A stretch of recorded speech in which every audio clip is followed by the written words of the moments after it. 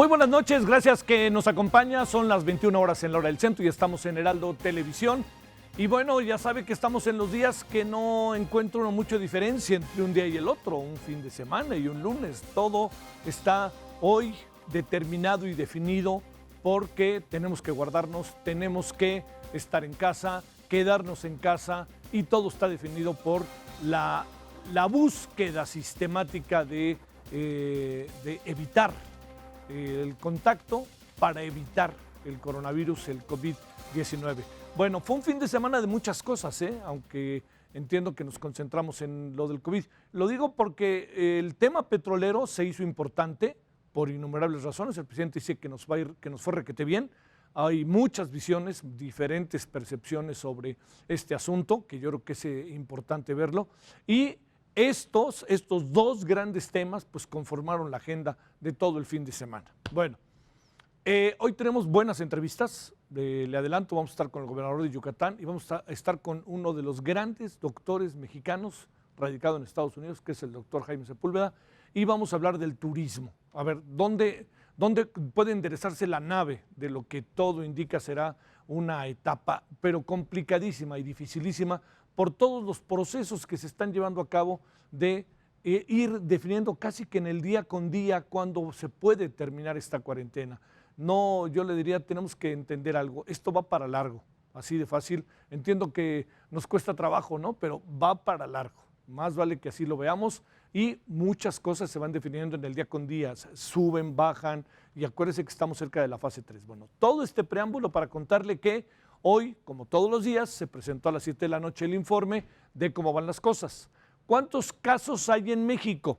5,014 confirmados de COVID-19. 332 personas han fallecido. Ojo con el tema, con el concepto neumonía atípica, porque es el previo al coronavirus y es coronavirus en la mayoría de los casos. Hay 9,341 personas que tienen categoría de sospechosos, sospechosas de los casos confirmados. El 66% no ha requerido hospitalización. De las personas internadas, 19% están graves y solo un 4,1% ha requerido intubación. Esa es una buena noticia. La noche de hoy se informó que el IMSS entregará un bono de 20% al personal que trabaje en zonas donde se tengan contacto con pacientes de coronavirus. Y algo importante es que en muchos casos, usted y yo lo sabemos, los gobernadores están yendo en el mejor sentido de la palabra por la libre.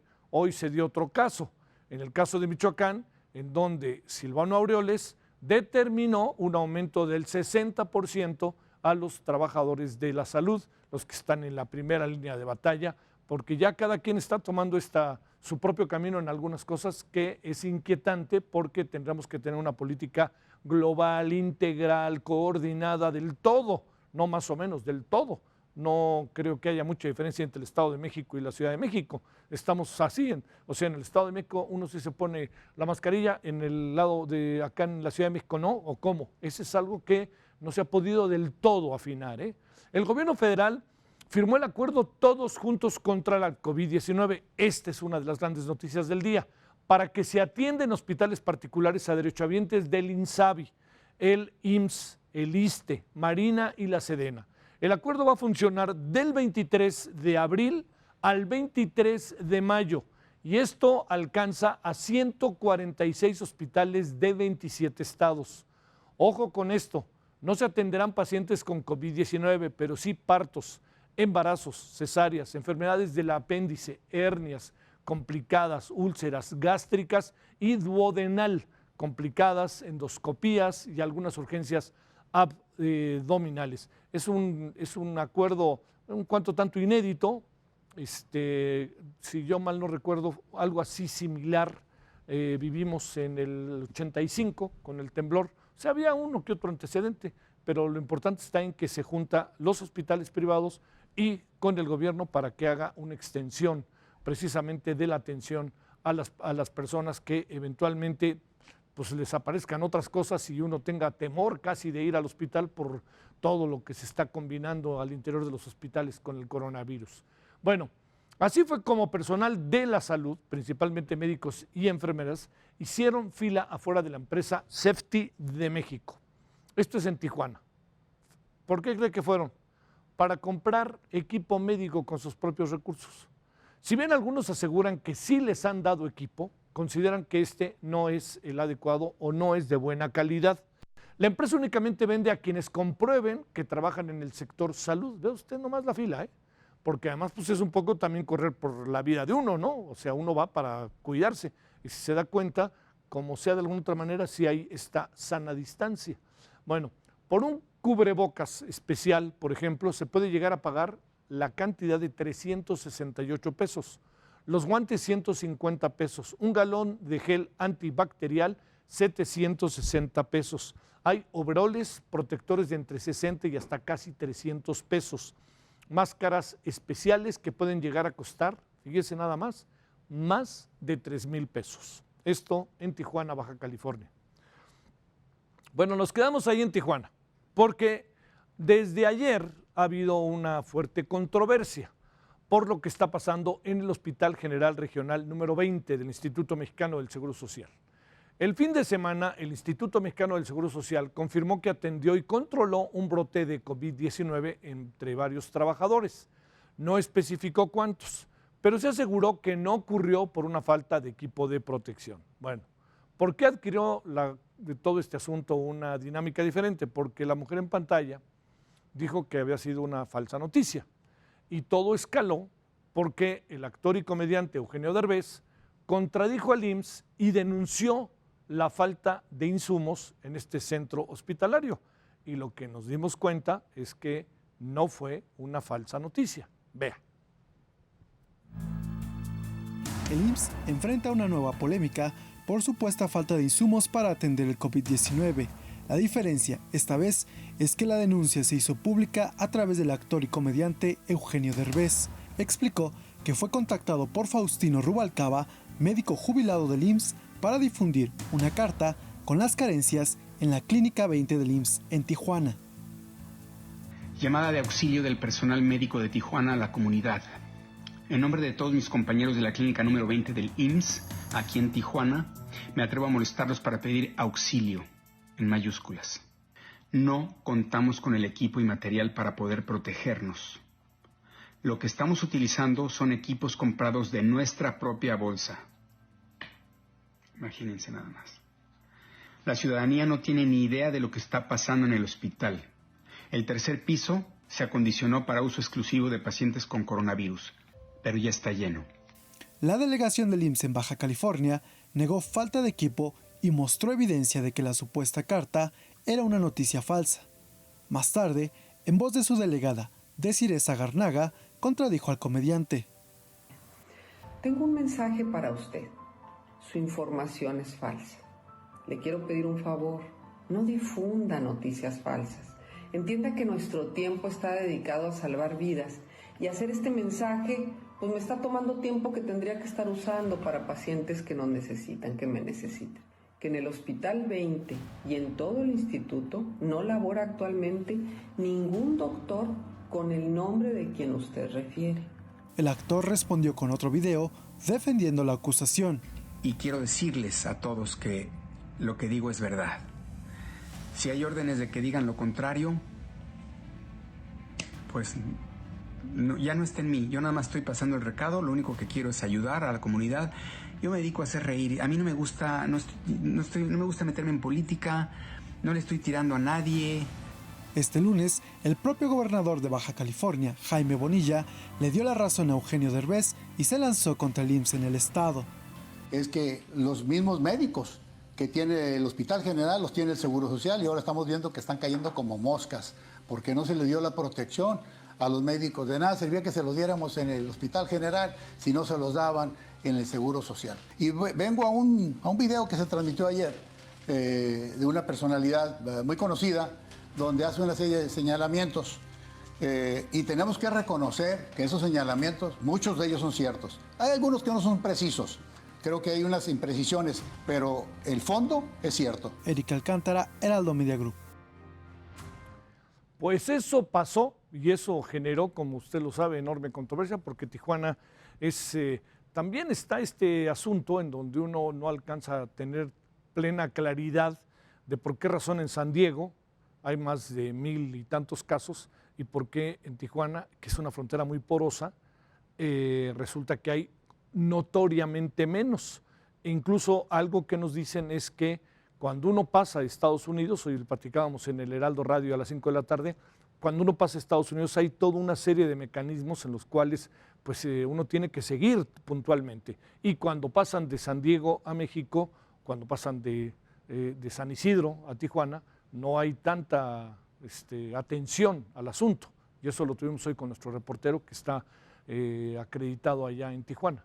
Bueno, en verdad me da mucho gusto tener la oportunidad de conversar con el doctor Jaime Sepúlveda, director ejecutivo del Instituto de Ciencias de la Salud Global del USSF, es la Universidad de California, y profesor de Epidemiología y Salud Global. Doctor, enorme gusto en verte y muchas gracias que tomas la llamada y estás con nosotros. ¿Cómo has estado, Jaime? Estoy muy bien, Javier, mucho tiempo sin vernos. Te planteo, Jaime, ¿de qué tamaño o cuáles son estas reflexiones que tú como epidemiólogo has venido haciendo sobre lo que estamos viviendo?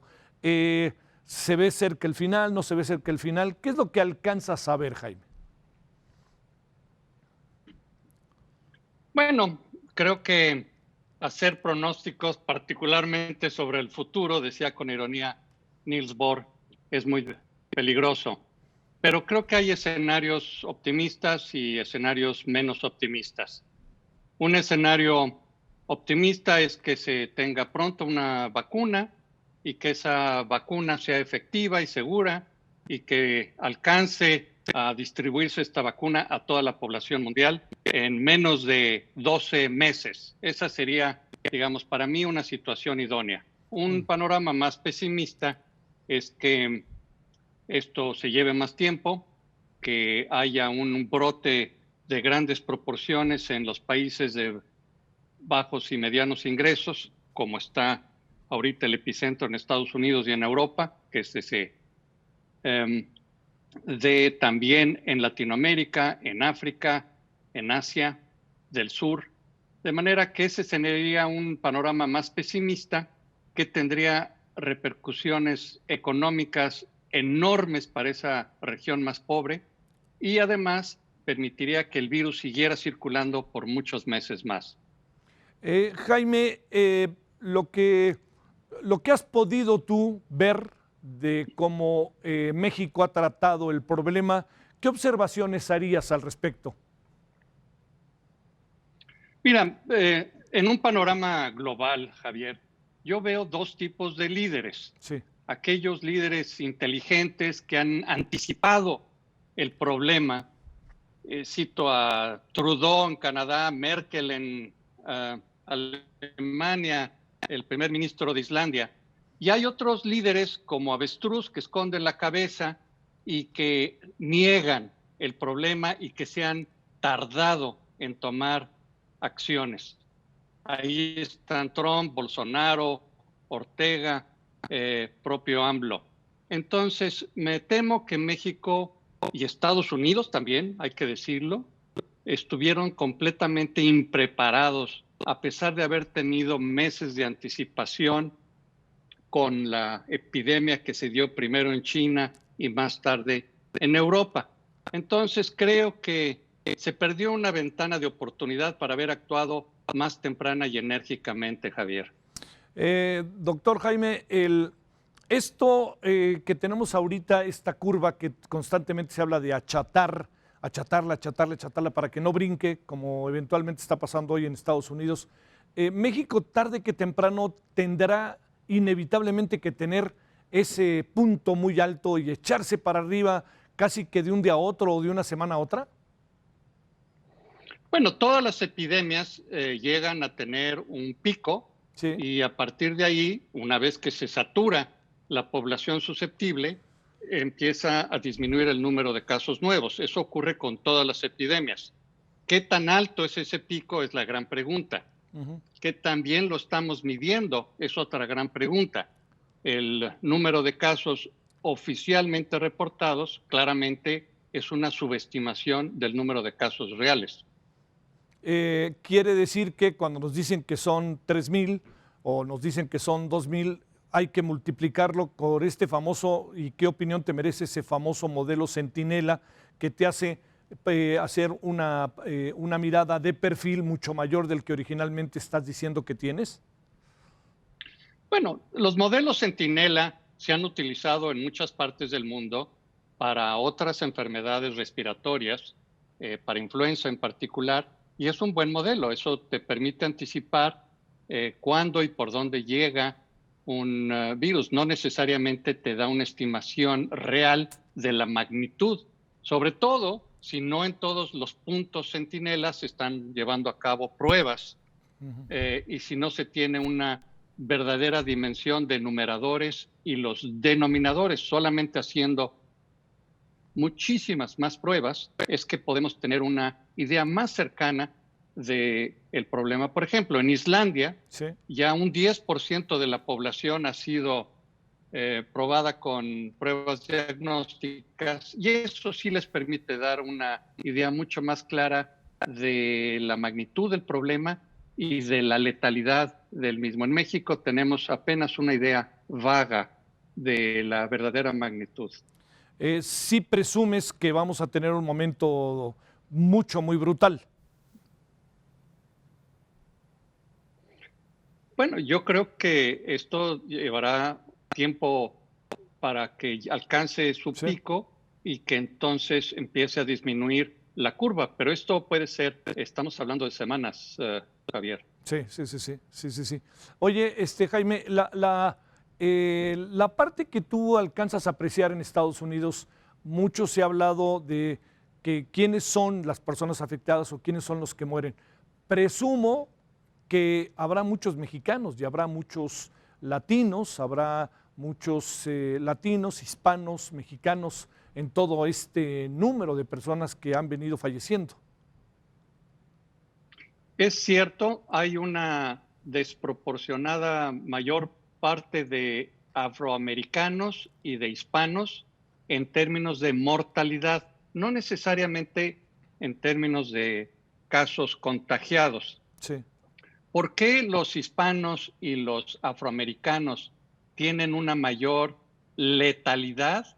Es algo que no obedece a raza o a condiciones del huésped o del virus. Es claramente una condición socioeconómica la que los hace más vulnerables por obesidad, diabetes, hipertensión, enfermedades concomitantes al virus, lo que los hace más susceptibles. Su estado de pobreza, de hacinamiento es mucho mayor, de tal manera que sí estamos viendo en San Francisco la mayor proporción de afectados es en hispanos, en Nueva York la mayor mortalidad es en afroamericanos.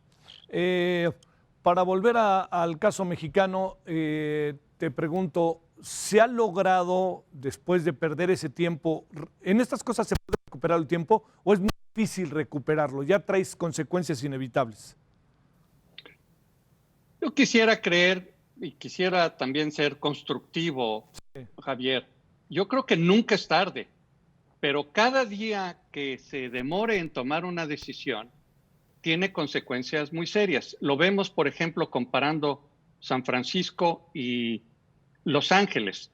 En San Francisco se tomaron las medidas una semana antes, en Los Ángeles se tardaron una semana y la diferencia en el número de casos es enorme. Sí. Entonces, cada día cuenta y eso creo que es un mensaje que hay que transmitir muy sólidamente. Nunca es tarde, pero cada día cuenta. Sí, claro.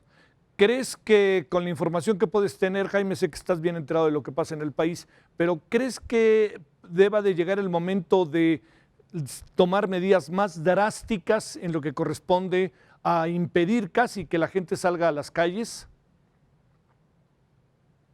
Yo creo que esto se necesita hacer con un poco de mayor focalización, Javier. Sí. No es lo mismo la Ciudad de México que algún pueblo rural en lo alto de la montaña. No creo que se pueda hacer una sola medida a nivel nacional. Hay que ir persiguiendo al virus, hay que entender en dónde se están dando los focos y cadenas de transmisión y actuar agresivamente en esos lugares. Yo no impondría una sola medida para todo el país simultáneamente. Y por eso es que necesitamos más pruebas y mejor vigilancia epidemiológica para saber en dónde está el virus circulando, en dónde hay cadenas de transmisión. Está difícil que nuestro sistema de salud pueda responder, ¿verdad? Tú que lo conoces, es complicado lo que se ha vivido durante décadas, ¿no?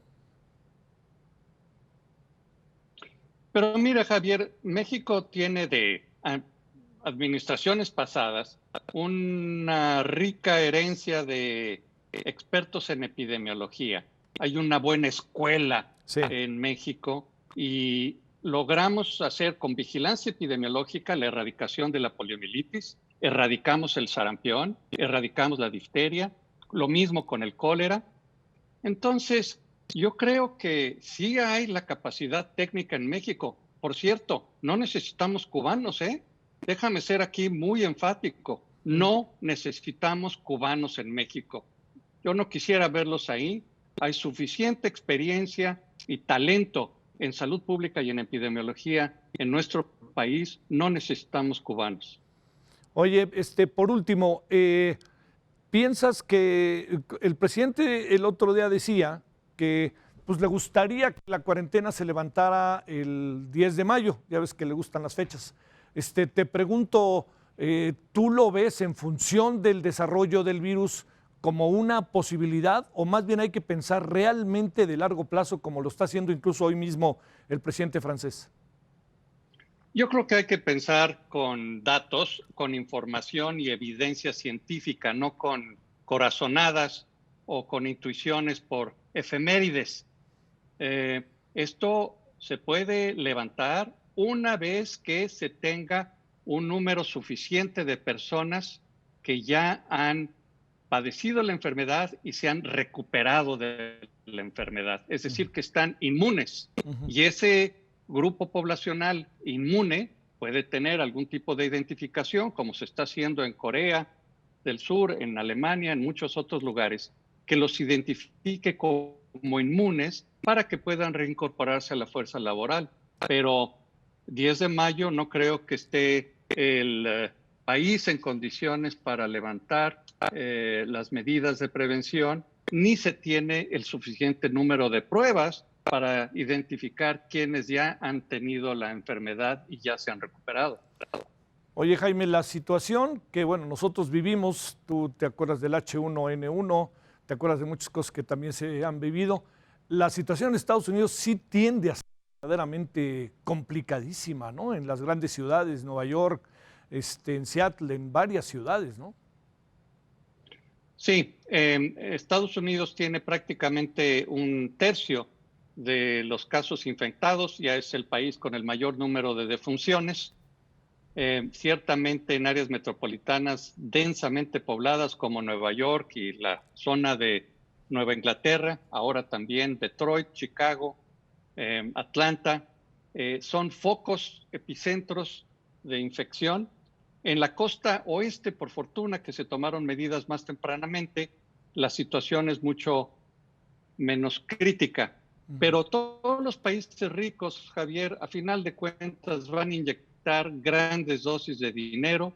En Estados Unidos están haciendo más de 225,000 pruebas diarias. Entonces, los países ricos tienen reservas, van a inyectar dinero a la economía y eventualmente van a salir adelante. Me preocupa más la situación en países pobres y de medianos ingresos, como es el caso de México. Doctor, te mando un gran saludo y el agradecimiento que estuviste con nosotros. Un gran abrazo, Javier, que estés bien. Hasta luego. Gracias, Jaime. Hasta luego. Bueno, Jaime Sepúlveda, déjeme agregar algo muy importante. Fue cuando apareció el AIDS, ¿no? El SIDA. Él fue de los que en México primero atendió el asunto desde su caso de epidemiólogo y además en su caso de trabajaba en el Hospital General. y algo que fue muy interesante es que fíjese lo que son las cosas. Cuando había un canal que era Imevisión, ya ve que ahora ya no es así, ahora en Imevisión hicimos los primeros programas sobre el SIDA y era dificilísimo, sobre todo ver a alguien que estaba enfermo y que lo íbamos a ver sin tener mucho conocimiento de lo que eran las cosas. Jaime Sepúlveda fue un factor importante, clarísimo, él está en San Francisco, voces que hay que escuchar. En medio de la contingencia por el COVID-19, el pasado viernes 3 médicos fueron asesinados en Tilzapotla, esto es Puente de Ixtla, Morelos. Al menos 2 trabajaban en el Hospital Regional de Cuernavaca del Instituto Mexicano del Seguro Social. Fueron asesinados tras ser despojados de un vehículo, por lo que la Fiscalía Estatal investiga el robo como posible móvil. Hoy, asociaciones ciudadanas y de médicos protestaron en la Plaza de Armas de Cuernavaca para exigir de una vez por todas justicia por este hecho. El gobierno de Morelos, la verdad que mal le ha ido con esto, está en las clasificaciones más bajas de información, el nivel de popularidad del gobernador es verdaderamente bajo, Morelos está como todo el país con el coronavirus y con sus líos políticos internos. Bueno, seguimos revisando las acciones en los estados ante el COVID-19.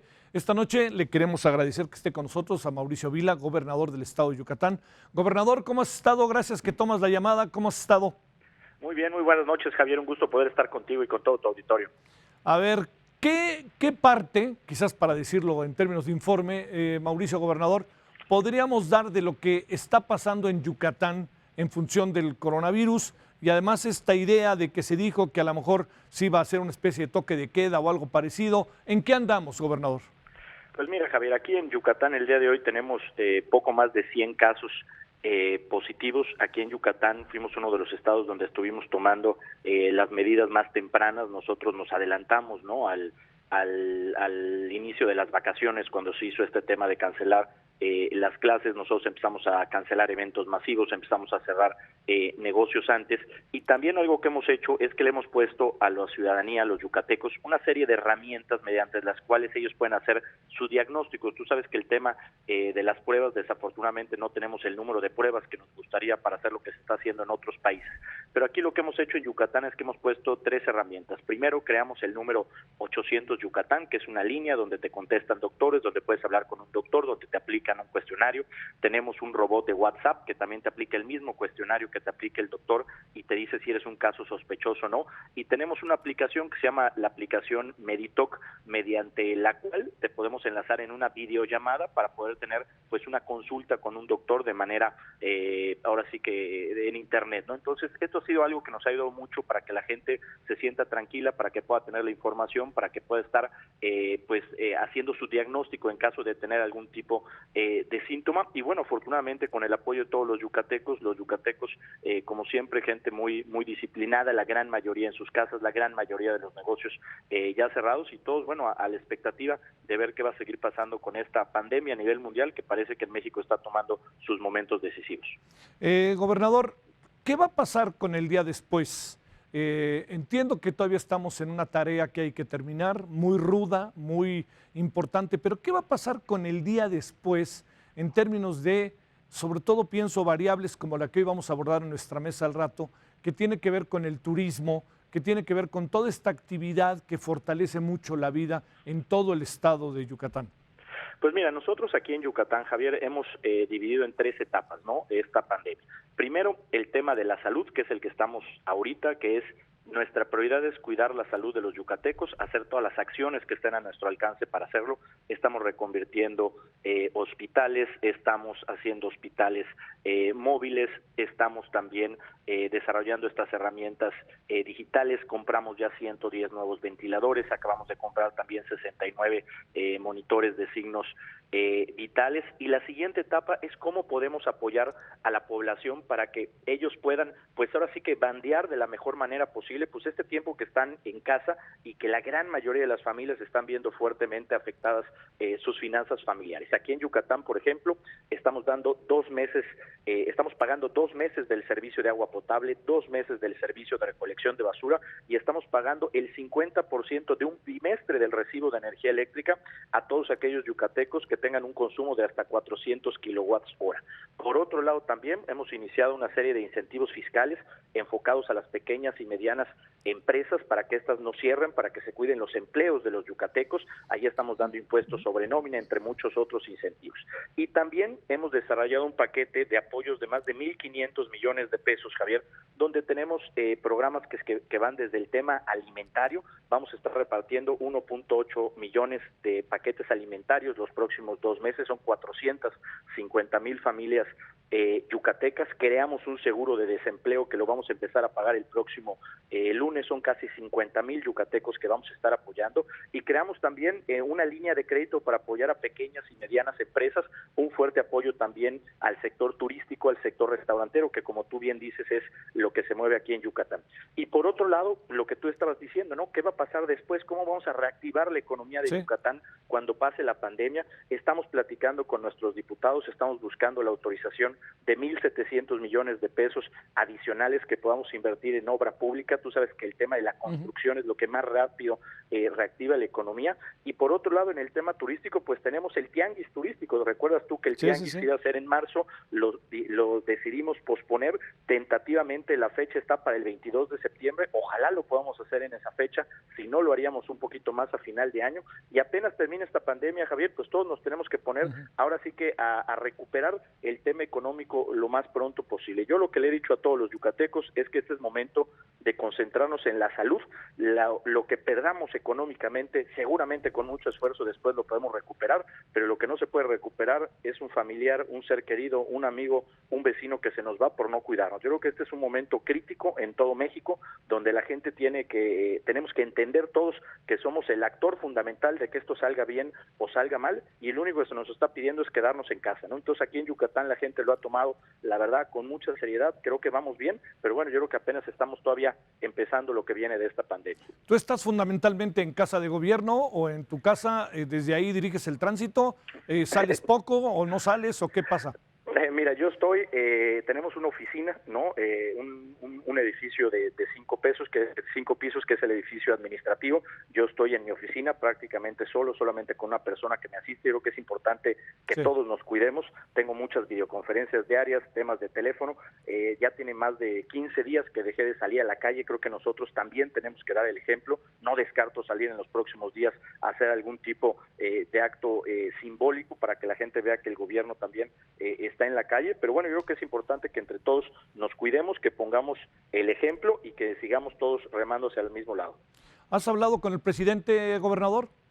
No he tenido la oportunidad de platicar con él. Él iba a estar aquí en Yucatán en marzo para la inauguración del tianguis turístico. Claro. Evidentemente, pues esto se canceló. Hemos tenido 2 videollamadas con la secretaria de Gobierno, con el canciller Marcelo Ebrard, donde les hemos expresado cuáles son nuestras preocupaciones, cuáles son nuestras necesidades. Y bueno, pues esperemos que muy pronto tengamos también pues el apoyo de parte del Gobierno federal en estas necesidades que hemos expresado, para que juntos, trabajando de la mano, ¿no? Gobiernos federal, gobierno estatal y los gobiernos municipales, pues podamos seguir librando lo mejor posible esta pandemia. Te mando un saludo, gobernador Mauricio, gracias que estuviste con nosotros. Al contrario, Javier, me da mucho gusto poder estar contigo, con todo tu auditorio, y muy buenas noches.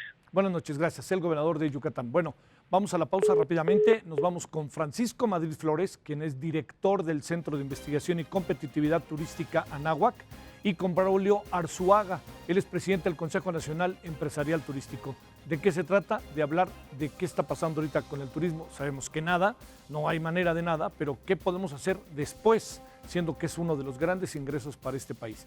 Vamos y regresamos con ellos.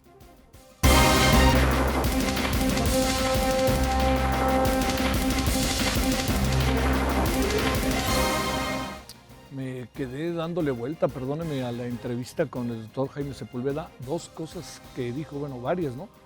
Pero una que dijo es: no nos hacen falta los médicos cubanos. Y no lo dijo en un tono de que sea Cuba o no sea Cuba. Lo dijo en función de aquí en México tenemos una gran cantidad de médicos de primerísimo nivel y de investigadores que no fácilmente, pero que tienen todos los elementos para enfrentar el problema. Me llamó la atención en medio de muchas cosas que se dicen constantemente, y más viniendo del doctor Jaime Sepúlveda, que en honor a la verdad, pues le insisto, sí es de esos doctores que vale la pena estar escuchando, en función de que además su área de trabajo, él está en San Francisco. Bueno, le quiero agradecer a Francisco Madrid Flores, director del Centro de Investigación y Competitividad Turística Anáhuac, Francisco, gracias. ¿Cómo has estado? Buenas noches. Muy bien, Javier. Muy buenas noches. Gusto saludarte. Buenas noches al auditorio. Gracias que estás con nosotros aquí. Y a Braulio Arzuaga, quien es presidente del Consejo Nacional Empresarial Turístico. Braulio, gracias. Hola, Javier. Buenas noches. A ver, empecemos con eso que son cosas inevitables y rudas que estamos viviendo. Estos días el turismo está, podemos decir, perdón que utilice la palabra, muerto, o sea, nada de nada, Francisco. Yo creo que está en un estado de hibernación, Javier. A ver. Esa sería, digamos, la figura que me parece más precisa. Sí, tienes razón. Oye, a ver, ¿y hacia dónde vamos? ¿En qué andamos? ¿Qué podrá pasar? Desde el Centro de Investigación Competitiva Turística de la Universidad de Anáhuac hicimos un análisis de qué es lo que le pasará a la actividad en este mes de abril, un poco para sensibilizar a actores públicos y privados de la magnitud del daño. Partimos de un supuesto en donde vemos que podría el turismo doméstico detenerse un 75% y el turismo internacional un 80%, cifras que nos parecen razonables con una recomendación de quedarnos en casa, misma recomendación que se hace en los mercados emisores. Este escenario nos llevaría a una reducción del consumo turístico de una magnitud verdaderamente desorbitante, 240,000 millones de pesos. Wow. Esto es, digamos, el equivalente a lo que costaría el 25% más que hacer la refinería de Dos Bocas. Esto es más que el presupuesto del sector salud este año, es 1.7 veces todo lo que costaría el Tren Maya, es 47 años el presupuesto del sector público federal, son 12 puntos del PIB turístico, es el 84% del saldo positivo en la balanza turística el año pasado, no hay precedentes. Y lo que nos tememos, Javier, es que es posible que el daño continúe durante el mes de mayo y probablemente un poco más que eso. ¿Presumes, Francisco, que a poco la gente se tratará de ir de vacaciones, nomás pase la cuarentena o algo así? Yo diría que todavía no estamos en posibilidad, ¿no? Lo que yo creo es que mucha gente se movió la semana pasada y esta semana a segundas residencias.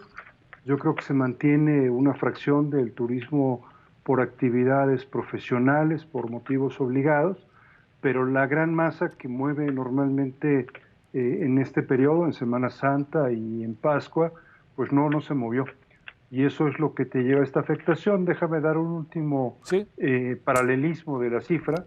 Son 10,000 millones de dólares. Es un punto, el equivalente a un punto del PIB nacional, no del PIB turístico, del PIB nacional. Bueno. Braulio, ¿cómo ves las cosas en tu calidad de presidente del Consejo Nacional Empresarial Turístico? Supongo que, no se ven nada favorables, pero ¿cuál sería el análisis de las cosas que haces, Braulio? Pues ya lo decía el doctor Madrid, ¿no? La realidad es que estamos viviendo una crisis sin precedentes. El año 2009, cuando había pasado el H1N1, nosotros le llamábamos la tormenta perfecta porque veíamos que no podía pasar algo peor. Pues 11 años después estamos aquí, ¿no? Con una crisis sanitaria muy fuerte que se ha convertido en una crisis económica pues también sin precedentes. Yo creo que es una crisis económica de todos los sectores, ¿no? Obviamente nos pega a nosotros como turismo mucho, pero que también se convierte en una crisis social, ¿no? O se va a convertir en una crisis social. Estaremos entrando en una recesión, el mundo cambiará después de esto y hoy por hoy pues no somos ajenos a este impacto, ¿no? Hoy los hoteles traen ingresos en menos 50% con relación al año anterior, pero lo que es más grave es que traen utilidades del menos 75%. Esto se deriva a que pues esta es una industria muy intensiva en capital y hoy los gastos fijos son lo que nos comen, ¿no? Los gastos variables, al estar cerca de cero, ¿no? Pues no representan mucho. Sin embargo, los gastos fijos son muy fuertes. Agua, luz y combustible, y por supuesto que la nómina es algo que que pesa, digamos, mucho dentro de esta proporción en el gasto fijo. Los aviones tienen 3 cancelaciones, cancelaciones al triple, digamos. El mercado nacional está al 70% abajo. Canirac reporta 75,000 restaurantes cerrados. Canapat, que es la Cámara de Transporte, en la parte de turismo reporta menos 95 en transporte, la flota está detenida, y en los transportes federales pues también menos 80 en pasajeros y menos 70 en corridas, que le llaman ellos, que son, digamos, las salidas. Entonces, pues es que es algo, Javier, que nunca lo habíamos visto, ¿no? Que estamos viviendo una ocupación promedio nacional del 9%, cerrados muchísimos hoteles, cerrados muchos centros vacacionales, ya lo decía el doctor Madrid, en plena Semana Santa pues se perderá una cantidad enorme, más o menos 3.1 mil millones, y pues la verdad es que es algo que nos está preocupando cada vez más, porque por más que hacemos, digamos, y levantamos la mano, pues pocos somos oídos. Sí, a ver, ¿nos puedes precisar esto? ¿De qué? Esto que decías, cada vez que queremos que nos escuchen, levantamos la mano, no nos escuchan. ¿Qué es lo que pasa en este sentido, Braulio? Mira, hemos mandado ya varios documentos y varios escritos al gobierno federal, en donde pedíamos, el primero fue el 17 de marzo, y pedíamos 14 medidas que tienen que ver con el privilegiar el flujo de las compañías.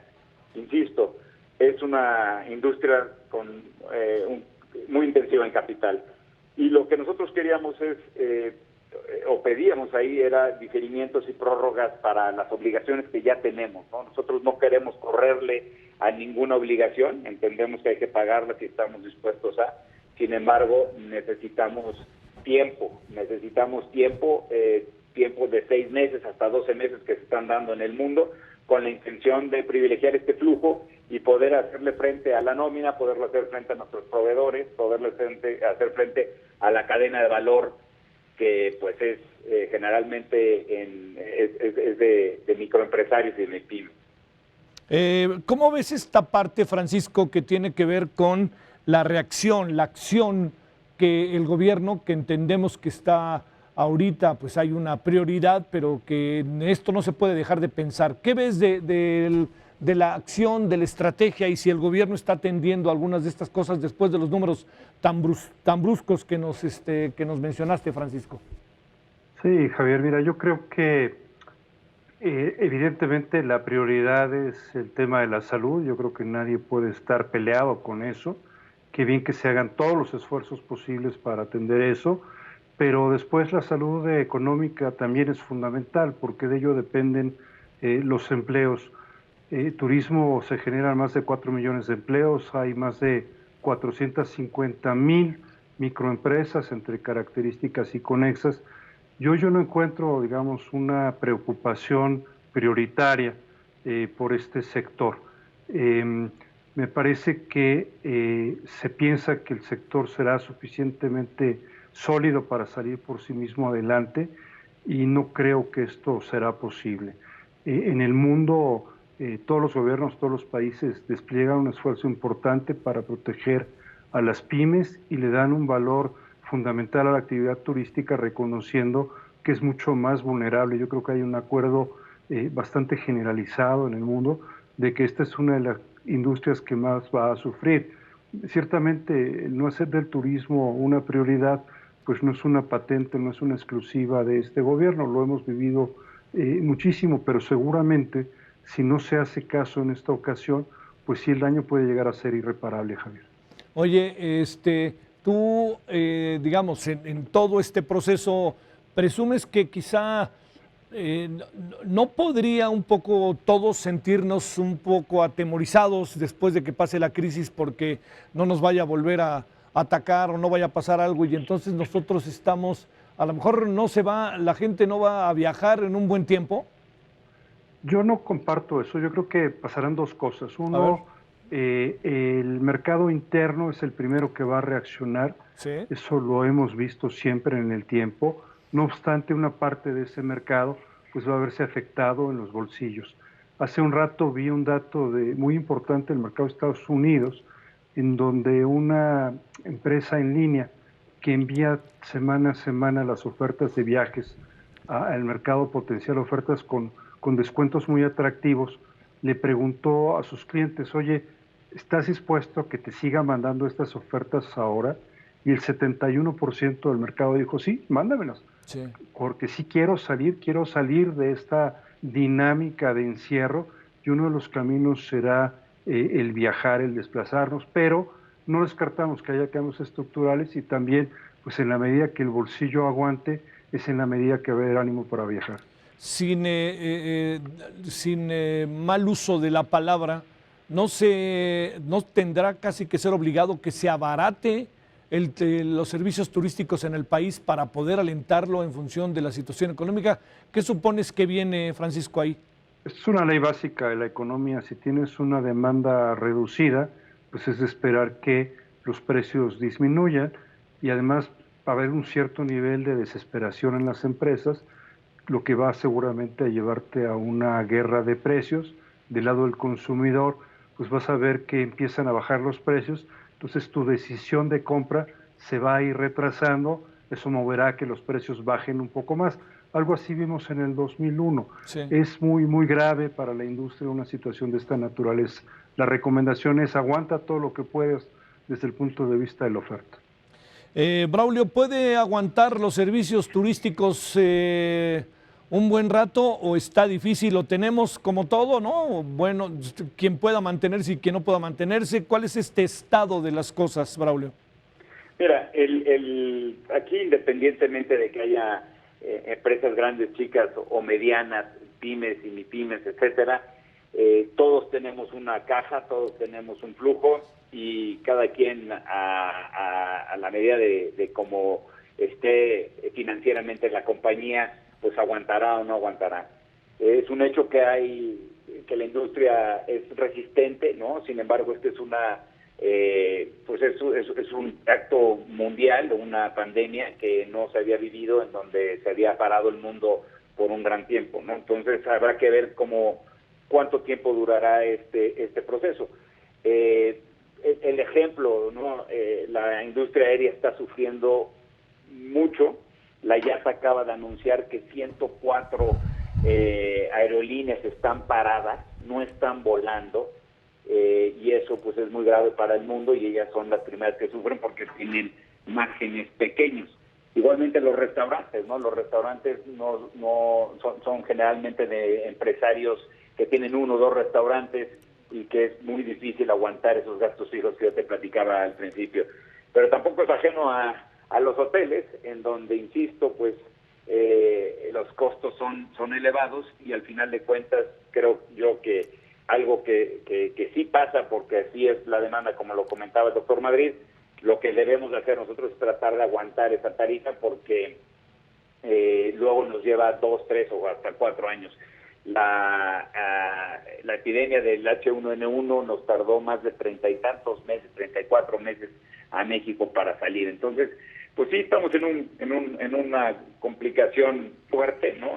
Venía bien el turismo, aunque venía bajando algo en años anteriores, venía creciendo por 2 veces lo que crecía el PIB nacional, no era en el último año ni en los últimos trimestres.